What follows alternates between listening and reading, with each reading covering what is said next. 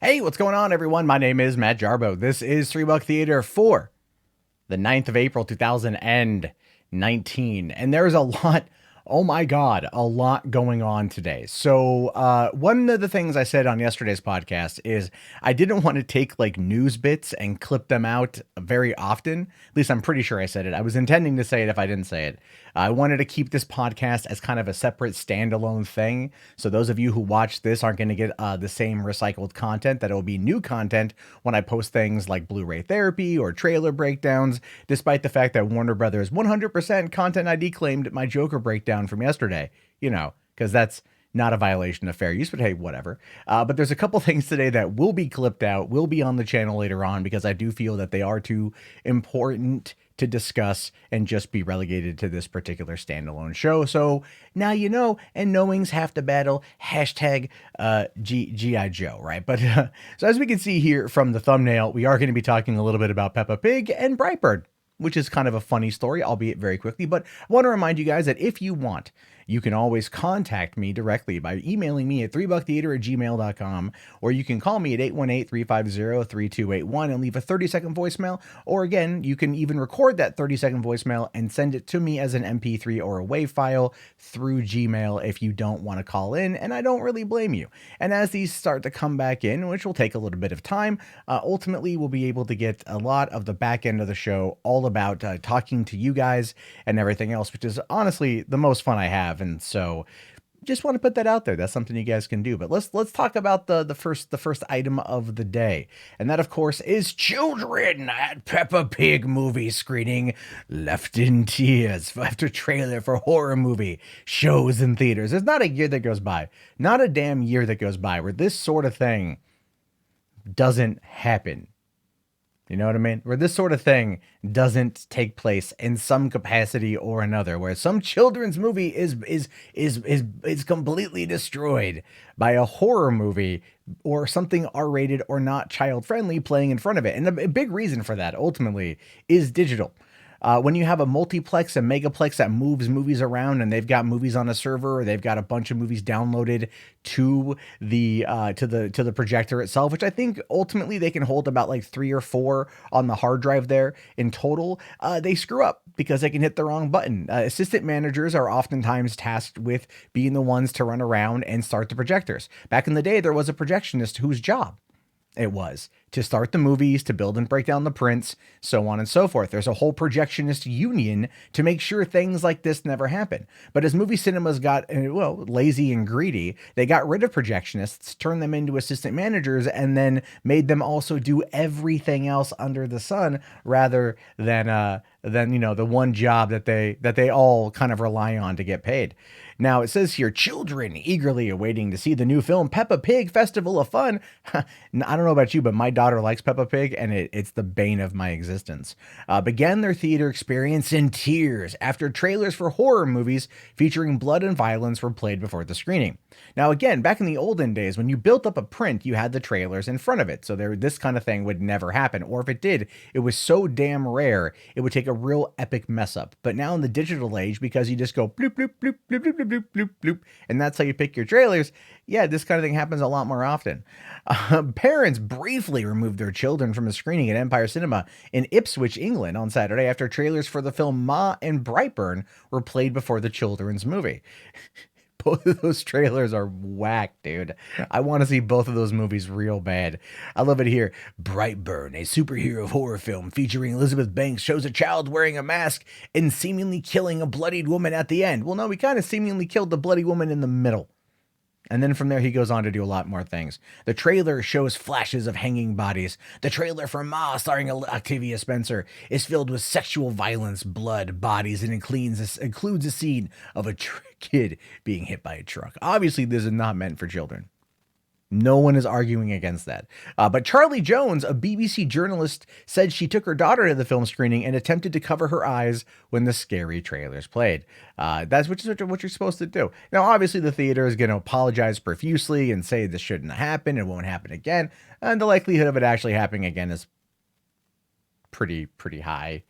Again, When you've got a megaplex of 16 films and they all start within the span of about maybe an hour of each other, and you have an assistant manager whose job it is to make sure those things are on time, but at the same time they also have to oversee the concession stand and potentially a box office or two, depending on how busy it is, these sort of things tend to happen. And I'm not making an excuse for it, but I'm simply pointing out that human errors are what cause these. And as theaters kind of, clinch the human time down to this very, very, very tight existence when it comes to the dealing with the sets, it's very annoying. And I say this from experience. I used to work at a theater in Pasadena, California.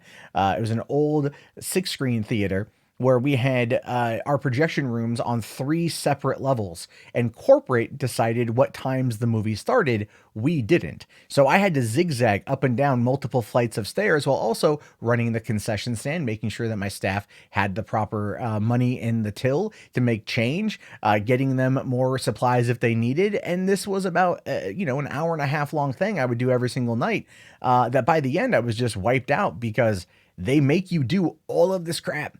For at the time I was making $9 an hour. So really, whenever you hear someone say, I want to go work for a movie theater, don't make it a career. I've made mistakes, but hey, it led me to doing this channel, so it's not all bad, right? So let's talk about this big story here. This is a big one that just came out today.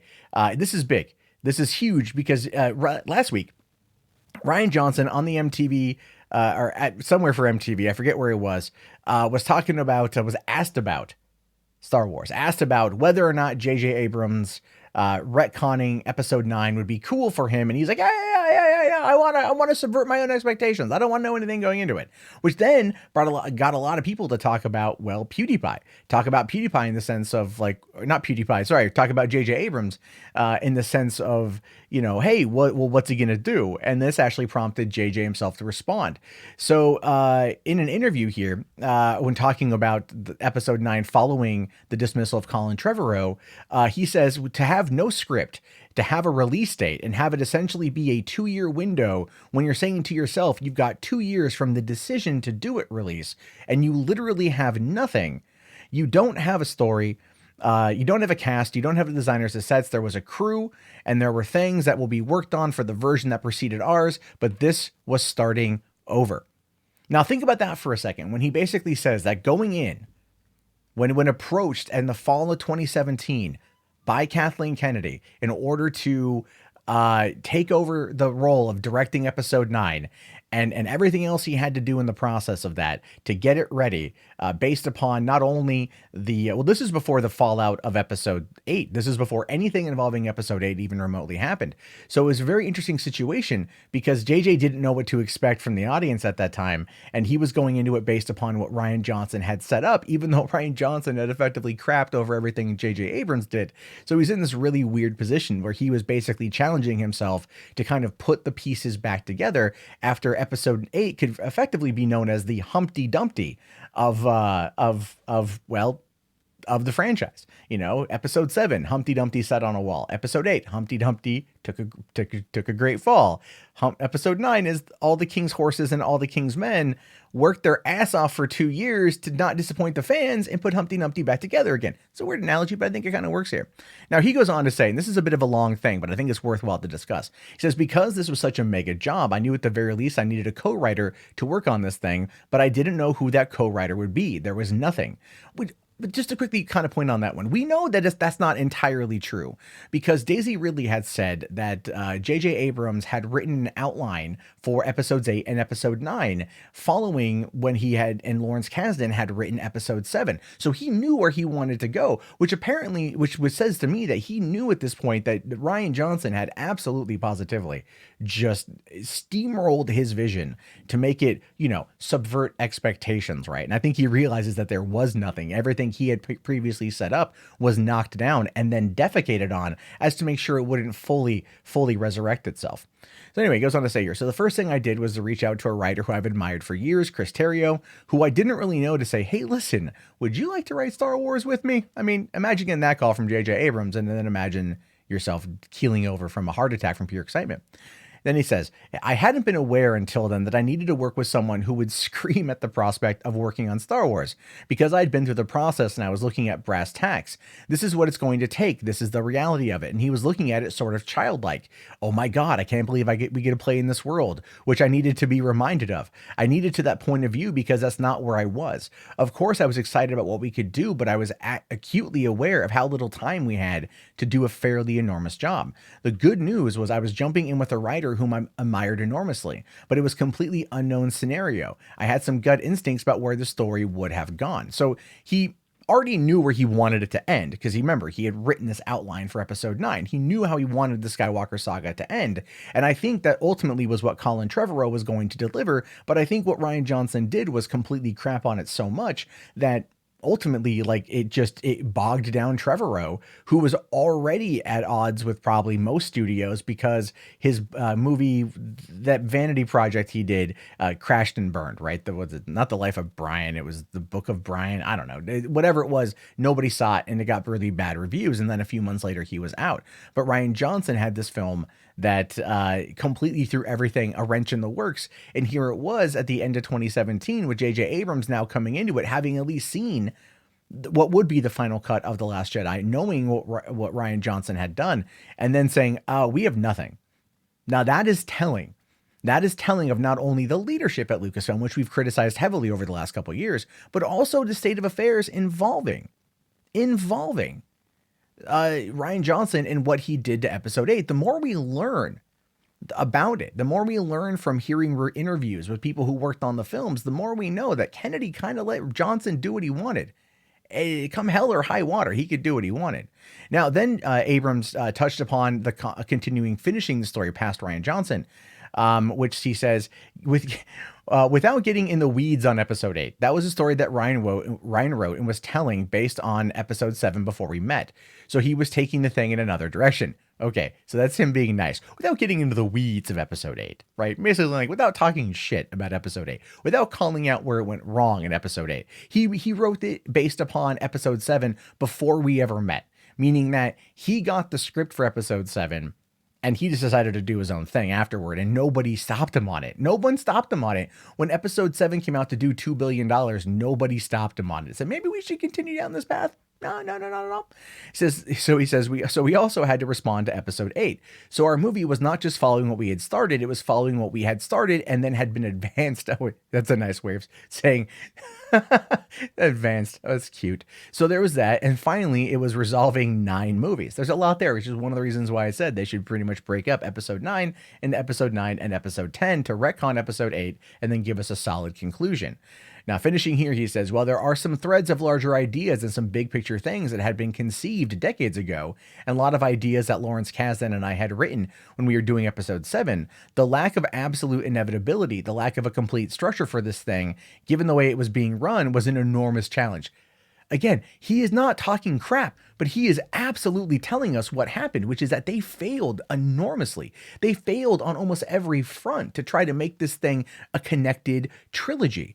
That Kathleen Kennedy, the powers that be at Lucasfilm, they fucked up bad. They made these mistakes. And as a result of that, here he is telling us point blank in an interview, nicely, that he had to come in and find out a way to make it all work because it was advanced by Rian Johnson. No. He's got to come in and be the janitor for this thing, and he's going to give it his all, which is one of the reasons why I'm fully supportive of Abrams coming into this particular project. Those people out there that say, oh, episode 7 was a piece of crap. Could it be any worse than episode 8? Could it be any worse than the story directions chosen by Rian Johnson? Could it be any worse than Luke evaporating after teleporting his ass halfway across the galaxy like some kind of Space Force fax machine? And just none of it makes any sense. None of it makes any damn sense. And now JJ's got to come in and make up for it. He's got to come in and clean up the rest that Rian Johnson made, or the mess that Rian Johnson made. And he's telling us here point blank, he knows it's a mess. He went to a writer that he could trust, that had won an Oscar for Argo. Lawrence Kasdan effectively was already done because Solo had already been written at that point, was already in production and already had its problems. So Kasdan was basically already out. So he went to someone who could come into it with a fresh perspective and a childlike wonder. And what does that mean, folks? It means imagination. It means imagination. And that to me says this is in good hands, because the writing team is not trying to go back on preconceived notions, which is what Lawrence Kasdan brought to the table. It's not going to go in a completely different, advanced way like Johnson brought to the table. It's going to a fan who's like, "Oh my god, I get to play in the sandbox. I get to do all this. Yeah, vibe." And he's happy. He's excited. He's fun. He's looking forward to it. So what does that tell you? It tells you good things are on the horizon. Good things are on the horizon, and we're gonna get a trailer in a couple days. And I don't know about you, but man, I cannot wait to see it. All right. This is another one that's big. This is another one that's making the rounds. It's worth discussing because that was something that I kind of talked about too. In the Endgame trailer, when we first get to see Carol Danvers, and now we got that extended clip with a little bit more of her talking about the whole where she's been for 19 years after, Rhodey kind of chews her out a little bit like, "Hey man, who the hell are you? Where have you been for 19 years?" But she makes that comment. She makes a nice comment that says, "Well, there's a lot of other planets out there and not everyone has you," which I thought was actually a pretty solid line. But what we're learning out now, or what we saw in that trailer, was she had eyeliner on and she had blush on and she had makeup on. And it's like, why was she so dolled up? That was a question. I asked that question. A lot of other people asked that question. Now we have an answer to that question. Because here it says, Endgame director on why Carol Danvers wears more makeup than in Captain Marvel. This is true. It says here, at a press junket promoting the film, co-director Joe Russo revealed that the cast received basic guidance on how they should appear, from Chris Evans growing a beard to Scarlett Johansson sporting a new hairstyle, but that the directors left the specifics to the actors to let themselves determine their exact appearance in order to feel more comfortable in their performance. With Brie Larson filming her scenes in Endgame before they filmed Captain Marvel, her choice for her appearance in the film came about before she began to actively develop her look in the standalone movie. Now, that actually makes a fair amount of sense. The directors, knowing what kind of big endeavor this is, the fact that it's going to be a massive undertaking, an emotional undertaking, the finale of a lot of these characters on screen right now at least, is going to be a big thing, and they want the actors to feel as comfortable as possible in order to give the best performance. So they let them choose their particular stylings because they've been in these roles for so long. They would know deep down how these characters are going to look differently. Scarlett Johansson clearly didn't want to dye her hair, so obviously she cut it and let it be blonde and do her thing there, which is great. I thought she looked fine like that. I like her better as a redhead, but that's just me. And so with Captain Marvel, it was totally something up to Brie Larson. In fact, this is what he says. He says, "This was Brie's first time playing the character ever. First day on set as the character ever. And those choices are the choices that she and her hair and makeup team made. I think as it approached the Captain Marvel solo film, she started to think more about the character. She made other creative choices. But everyone should be given the right to the freedom to make whatever creative choices they want to make. And those are the ones that she made that day with us." And that makes actually a lot of sense. And it explains the entirety of the situation. So Brie Larson thinking Carol Danvers, 19 years in space, just came back, first day on set. Maybe she wanted to get dolled up. Maybe she wanted to look a certain way. Maybe she wanted to fit in, and that's how she perceives it as fitting in. I don't know yet. Haven't seen the full scene. We've seen a little bit more of that scene, which I do think plays a little bit better to her character in that moment in time. But this also was before Captain Marvel, which is going to be really interesting to see how she plays it. Now, if I had to kind of guess, because of how she took this particular approach on her first day, she probably wanted to fit in as much as humanly possible, right? So when she wanted to fit in as much as humanly possible, she then chose to dress up in that particular fashion. And over the course of the development of the film and then the development of her solo movie, she opted to kind of scale it back a little bit, probably feeling more comfortable. So I don't know if this is either going to enhance the experience of watching Endgame or actively work against it. Now, I know it's kind of a weird thing to say, but the reason why I say that is because she's kind of a greenhorn in this particular movie. But we've already seen her in her own feature film.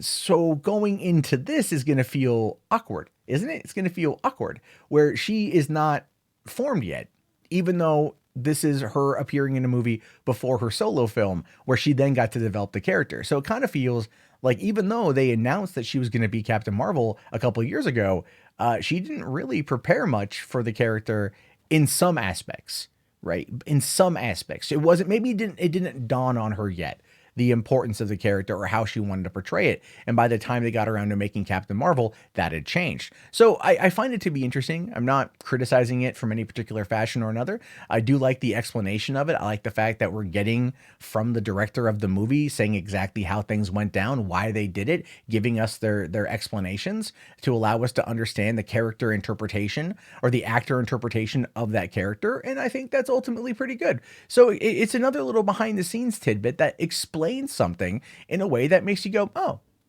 yeah, all right, that's cool. Like, I can dig that. I can totally dig that. And I think that as a result, Endgame is going to be a little bit easier to digest because that's not going to be a burning question in the back of everyone's mind who has looked at that scene and thought it was so out of place by the time we get to it in the movie. If you know it, then you're just going to skip right over it because now you know the answer. And again, the more you know, the better off you are.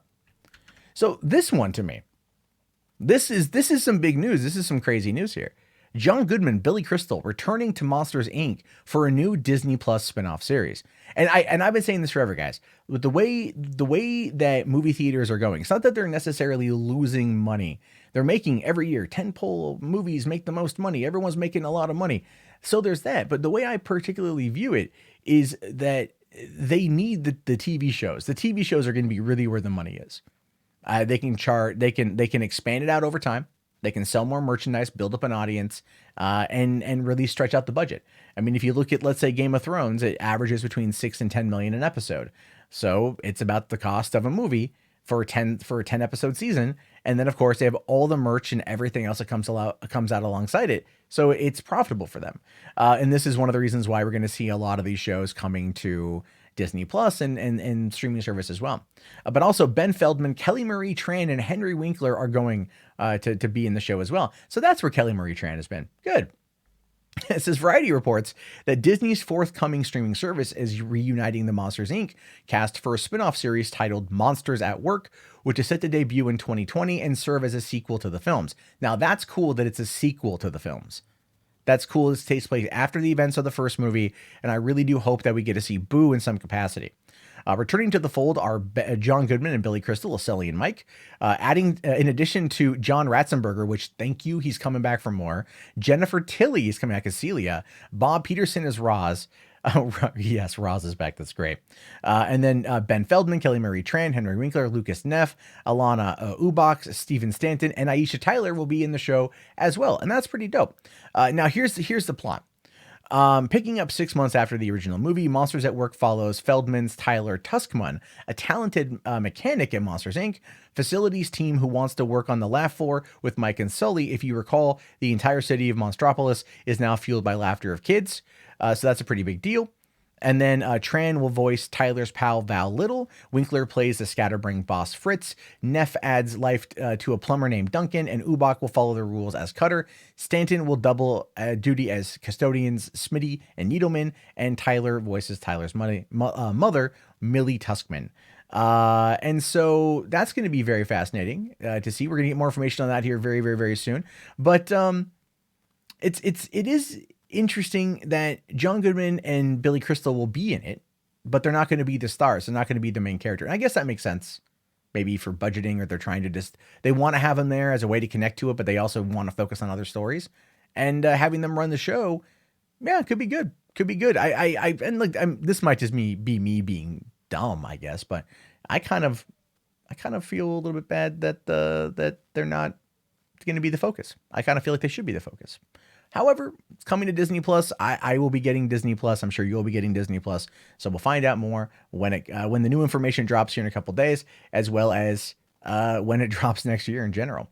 Now, this is an interesting one because YouTube is looking to jump into to the choose your own adventure world. Yeah, Bandersnatch's success over on Netflix is getting everyone back in the choose your own adventure game. And I'm okay with that because I love choose your own adventure games. Now, it says here, YouTube is investing in new interactive choose your own adventure style series that will compete with programs like Black Mirror's Bandersnatch and You vs. Wild.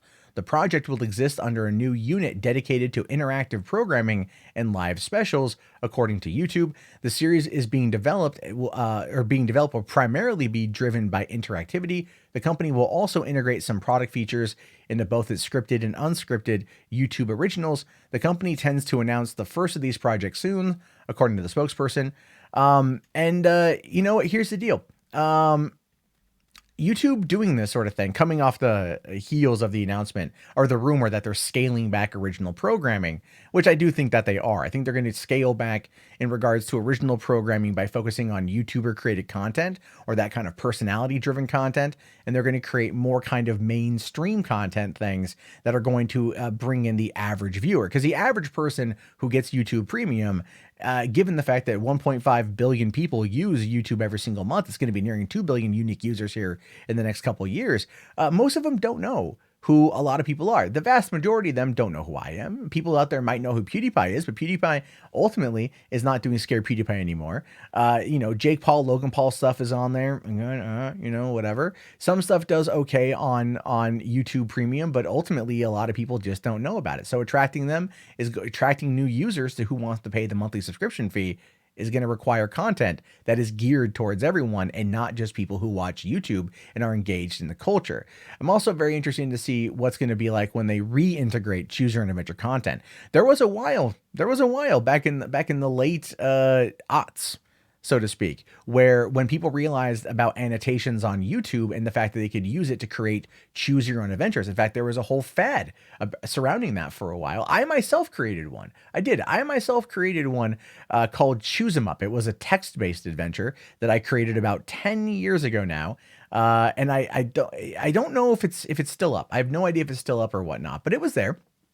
I worked on it, knew nothing about Photoshop or really how it worked. I just kind of did it on a whim, had a lot of fun with it. And I still love Choose Your Own Adventure content. I loved Bandersnatch. Looking forward to whatever comes next from Netflix in that particular regard. But here's the deal with the Choose Your Own Adventure content is by YouTube doing this whole thing, that's going to bring a lot of people in to check it out, and using the annotations and how that's going to play out is going to then do a lot for watch time, which is ultimately what YouTube wants. They want you watching the content. So it's going to be a win-win for that, and I am excited to see what comes out of it next. Now, this is a weird one here. So what we have is a story where they're doing a prequel to Grease. Of all things to do, they're doing a prequel to Grease. And of course, if you remember the opening song, not the opening song, but the second song in Grease, Summer Lovin', you know the whole tale of Danny and Sandy. You know the song. I know the song. I grew up listening to the song. Now it says here, the pick will take its jumping off point from the song Summer Nights and focus on the fling that John Travolta and Olivia Newton-John's high school characters, Danny Zuko and Sandy Olsen, had before reconnecting in the movie that everyone knows. Zuko's memory of the fling will be more raunchy, while Olsen remembers an encounter that was more innocent. But why are they going to tell it from two different perspectives? That's my question. I really don't care about that. If I'm being honest, I would look. I love Grease. Not so much Grease 2, but I love the original Grease. Going back to it at this point in time and trying to tell a prequel to that without John Travolta and Olivia Newton-John kind of feels like sacrilege. It kind of feels like something that nobody really asked for and nobody really cares about. So that being said, you know what? I mean, like, I might check it out because it's going to be a musical, and if it's anywhere near as upbeat and as fun and catchy as the original Grease soundtrack was, it's going to be fascinating. But then again, who's going to fill it? Who's going to be the characters? If this was the song was about summer loving. The song was about the fling between Danny and Sandy during that summer before going into their senior year at high school. And who are the supporting characters going to be? It's not going to be, the other guys that are at the school. You're not going to have the T-Birds and the Pink Ladies. You're not going to have that. So what is it going to be? Like, who are the side characters going to be, and how is it going to be a big kind of ensemble piece? I don't know. We'll have to wait and see here. It says Grease has made more than $400 million at the box office after several remakes and annual sing-along releases. Back in 2016, Fox aired a live version of Grease, and it won 5 Emmys. So Grease is still popular. But here's the thing. If you're going to do a prequel, then you got to follow it up by actually remaking the movie with that cast. And I know that's sacrilege. That's terrible. That's wrong. You shouldn't do it. Matt, what are you doing? Why are you recommending it? But at the same time, I kind of feel like that's the continuity people are going to want these days. I mean, if you're going to go in and do a damn freaking stupid sequel or a prequel, at least have the balls and finish it so people have continuity between characters. But you're never going to capture the magic. You're never going to recapture the magic. So don't even try. And this is an interesting one that popped up today. Drew Goddard is a guy that I feel for, intrinsically feel for. I feel he gets screwed more often than not in so many different ways. And I feel really bad for him in that regard. But here it says, Drew Goddard to write and possibly direct Sabrina adaptation, leaving X-Force in limbo. Now, my first thought was Sabrina, like Sabrina the Teenage Witch, or Sabrina, the 1996 film starring Harrison Ford and Greg Kinnear.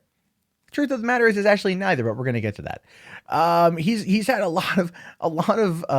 he's had some hits. He's had some misses over the years, but Drew Goddard is a very, very, very talented writer and a very talented director. Cabin in the Woods, Bad Times at El Royale, he's done a lot of stuff, but every time he jumps onto a larger project like Sinister Six and Daredevil and X-Force, those end up kind of falling by the wayside. I mean, Sony brought him in to write and direct Sinister Six, which I would have loved to have seen.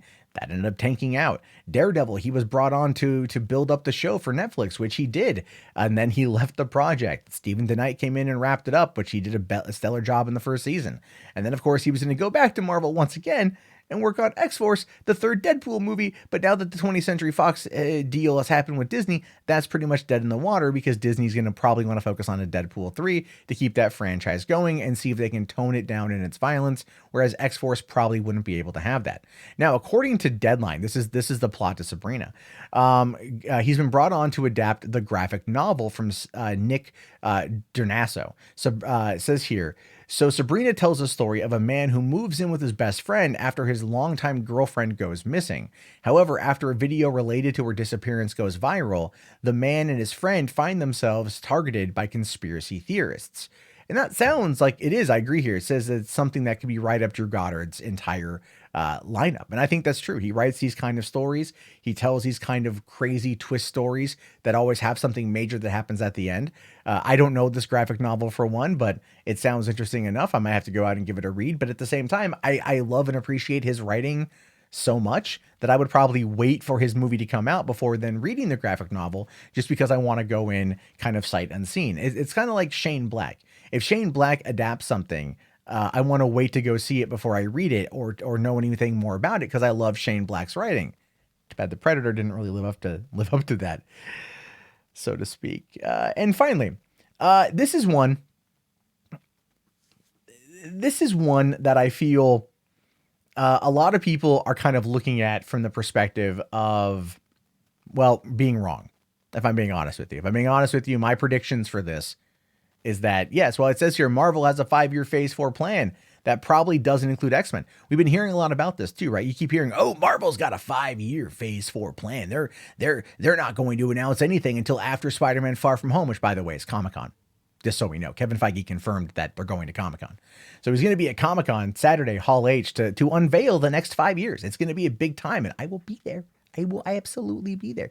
But what I'm trying to get at here is the fact that it's absolutely ridiculous to think that X-Men will not play any part in the MCU for 5 years. I think that's ridiculous. I think that's entirely out. It's dumb. Maybe not like right away, but definitely before 5 years is up. It says here, after making 22 movies that tell one cohesive story while grossing almost $20 billion worldwide along the way, Marvel Studios president Kevin Feige is doing the same thing all over again with a new set of toys. On April 26th, the release of Avengers Endgame will bring closure to the first 11 years of Marvel Studio films. In 2020, the company will start Phase 4 of its cinematic universe, the next chapter of the larger story with new heroes, all of which will feel the impact of the events of the past. Plus, now that Disney has acquired 20th Century Fox, those stories could potentially include X-Men. According to Feige, though, fans should not hold their breath for that. He says it will be a while. It's all just beginning in the 5-year plan that we've been working on. We're working on before any of that was set. So really, it's much more for us, for less about specifics when and where the X-Men will appear right now, and more just for the comfort factor of how nice it is that they're home, that they're all back, but it will be a very long time. See, I disagree with that. Now, it goes on here to speculate.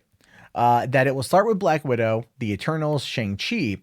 Unfortunately, on the list of topics Feige isn't willing to talk about in depth, Phase 4 is even higher than Avengers Endgame. Two things are seemingly too closely related, and any acknowledgement of the myriad of news out there about Phase 4 could potentially ruin something in Endgame. Feige does think, though, that the new films are a worthy successor of the record-breaking first three phases of the MCU, saying the slate that we're building up over the next 5 years is not apples to apples.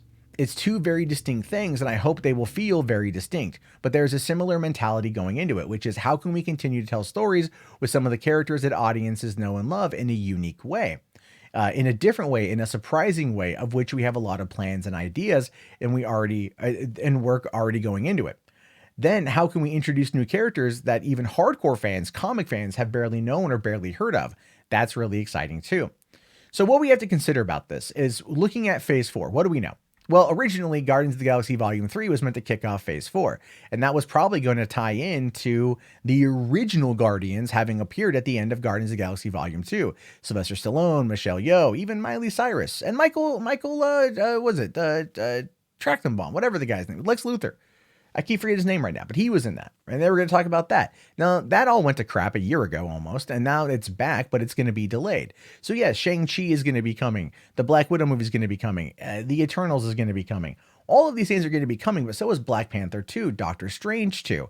We know that Loki is going to be getting a Disney Plus series. We know that Scarlet Witch is going to be getting a Disney Plus series. We know that Bucky and Falcon are going to be getting a Disney Plus series. So the question then becomes, well, what about the X-Men? Will the X-Men be delayed 5 years? And a lot of people are trying to argue that Feige is going to hold off before including them, but he's just happy that they're home. What you have to remember about Kevin Feige is ultimately the dude's kind of a yes man in regards to wanting to keep everybody happy. He wants to keep everybody happy, and that's how he goes about it. But the thing to remember here, ultimately, is that Kevin Feige now has a whole litany of new toys to play with. And this whole litany of new toys has been basically right outside of his grasp for almost a year and a half now. If you recall, they announced the merger, the wanting of the merger at the end of 2017. And it wasn't until mid 2018 that they were able to kind of get the go ahead to start actively looking at developing these projects. So they probably have a lot already in the pipeline. Now we know that New Mutants is on the horizon. We know that Dark Phoenix is on the horizon. Many fans, myself included, would rather those movies not come out at all and just scrap them and start over again in order to get the MCU filled with X-Men characters even faster. A lot of us are just happy that you can now say the word mutant and not have it be a Fox-owned thing. So there's a lot of cool things that are going to be coming out of the pipeline from this, but I would figure that it's going to be very similar to what happened when they announced Phase 3. So if you recall in Phase 3's initial announcement in 2014, they talked about, well, the Inhumans movie, and that ended up not happening. Other movies got shuffled around. Other movies got added to the mix. So we know that they're always willing to end up shuffling around these types of films. They have no problem with that. Now, especially after Civil War situation, where Feige essentially cut ties with Ike Perlmutter, we're not going to have an Inhuman situation take place. So he has a lot more control. In fact, $20 billion between all these movies, he has all the control. I would think that Feige knows that Bob Iger dropped $71.3 billion to buy him a whole new toy box, and that Iger's going to want returns on that as soon as humanly possible. So yes, Deadpool 3, I guarantee that's already being talked about right now. X-Force might be dead, but Deadpool 3 is not. Fantastic Four, probably already in discussions, more so maybe than X-Men, but those Fox properties are going to be introduced far sooner than 5 years. And the reason why I say that is because, well, when you look at Deadpool has the potential of being a billion-dollar franchise. It really, really, really does. And I think that Disney knows that, which is the only reason why Ryan Reynolds is stuck around. Why he's sticking around and playing in the House of Mouse now. Because they know exactly what he's worth and what he can bring in. They're going to bring these characters in sooner rather than later. It's going to probably be done in a subtle way. They're not going to dump it all at once. They're going to piecemeal it out, but I wouldn't be surprised if something like Shang-Chi gets pushed a little bit further back. Something like, Black Widow, they're going to start shooting here pretty soon. They just cast some new people. That's already in active, pre-production, I think. The Eternals, Again, something they've been talking about, but I think also they're going to kind of push that back as well. I think we're going to get a pushback on the Eternals. And I think we're going to get Fantastic Four first. I think we're going to get Doom as a 5-year thing. We know that the Russo brothers want Secret Wars. They've talked about that in regards to coming back to direct those kind of movies. So Secret Wars is clearly going to end up being like a 2-parter like Avengers and Infinity War was with Endgame. And I think that's where we're going to find ourselves. Look, I can entirely be wrong, and I'd be willing to admit that I am. But you don't sit there as a company and drop $72 billion almost on all of these entertainment assets, getting back all of the thousands of these characters that were gone for years, and not immediately plan to introduce them into your next phase, which is kicking off after your first big closeout. There's no reason to not do it. They want to make money. They want to start making that money back. The best thing they can do at this point is seriously integrate Fantastic Four, Deadpool, and the X-Men as soon as humanly possible. And I honestly think that Feige will. Anyway, I'm curious to know your guys' thoughts about all this stuff. A lot happened. Again, a lot of stories to get through today. Some of these are going to be clipped out to go on the channel as its own thing. So if you made it this far, I greatly appreciate it. Be sure to leave your comments below. Again, you guys can always call in at 818-350-3281, or you can email at 3bucktheater@gmail.com. Again, I really appreciate everyone sticking with me. This is a longer episode than usual, simply because of the sheer litany of things to cover. And we'll definitely be back tomorrow for another episode. Whew. I'll talk to you guys later. Have yourself a great